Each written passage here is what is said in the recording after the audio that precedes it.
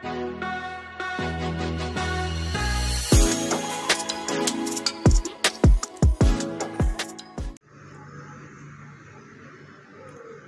Friends, आज हम लोग देखेंगे मैथमेटिक्स क्लास 10th स्टैंडर्ड का सैम्पल पेपर का क्वेश्चन नंबर 19। क्वेश्चन नंबर 19 है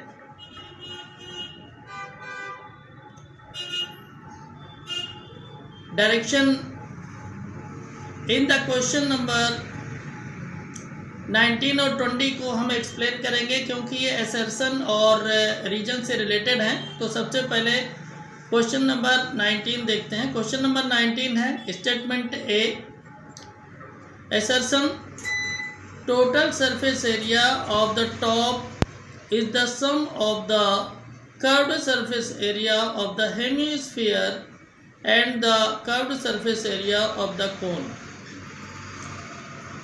मतलब ये है कि टोटल सरफेस एरिया जो है, ये फिगर बना हुआ जैसा कि आप देख रहे हैं, ऊपर इसमें हेमिस्फीयर लगा हुआ है और नीचे का जो पार्ट है वो कोन शेप्ड है।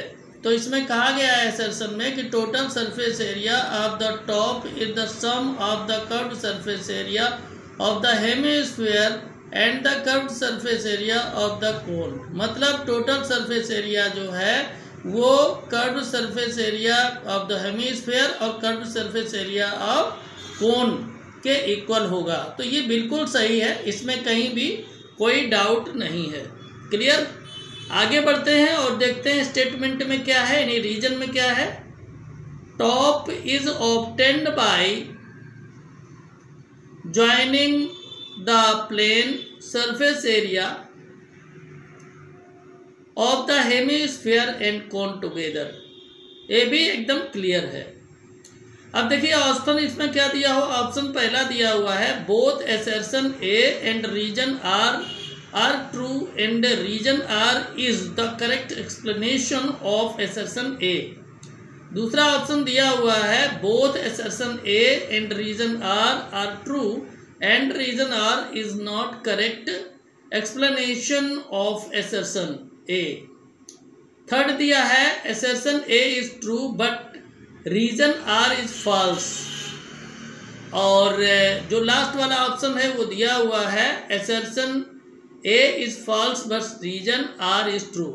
मेरे हिसाब से दोनों ही सही हैं, यानी आपका जो ऑप्शन है वो A सही होगा। ठीक है, चलिए अब हम लोग देखते हैं क्वेश्चन नंबर 20। क्वेश्चन नंबर 20 भी जो है वो इसी से रिलेटेड है। ठीक है, तो इसको भी देख लेते हैं।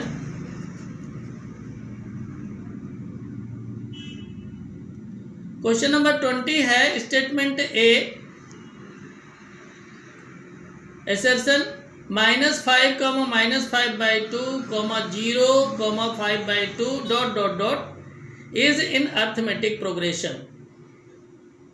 तो इसमें अगर आप लोग क्या करेंगे कि कॉमन डिफरेंस फाइंड कर लीजिए।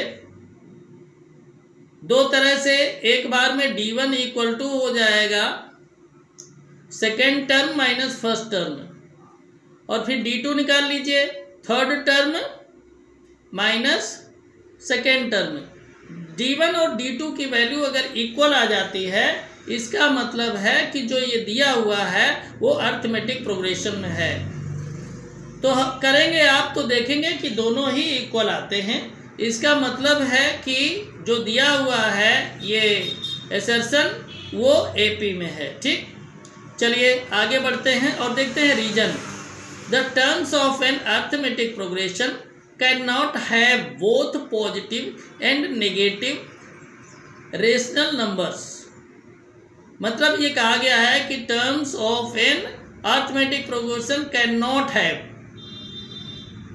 both positive and negative rational numbers। अब देखिए ऐसा तो कुछ है नहीं कि अर्थमेटिक प्रोग्रेशन जो है वो पॉजिटिव नेगेटिव रेशनल नंबर्स में नहीं हो सकता, ऐसा तो कुछ नहीं है। इसका मतलब ये जो आपका रीज़न है ये तो गलत है। ठीक है ना, रीजन क्या है, गलत है और असर्शन सही है। तो इसमें आप देखेंगे कि फर्स्ट जो आपका ऑप्शन दिया हुआ है वो है both assertion A and reason R true and reason R is the correct explanation of assertion A. ये तो बिल्कुल गलत है, क्योंकि हमने आपको बता दिया है कि इसमें असर्शन सही है लेकिन रीजन गलत है।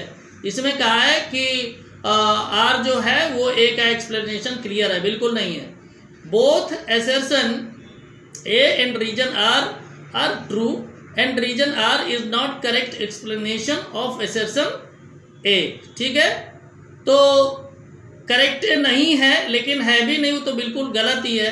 तो ऐसी कंडीशन में assertion A is true but reason R is false, यही आपका सही होगा, सी ऑप्शन सही होगा इसका। ठीक है, क्लियर, बात समझ में आ रही है। तो इस तरह से आपका क्वेश्चन नंबर 19 और 20 हो गया क्लियर। ध्यान रखिएगा कि असर्शन और रीजन दोनों को बहुत ध्यान से पढ़ के उसका एनालिसिस करेंगे तो बड़ी आसानी से इस तरीके के क्वेश्चन हो जाते हैं।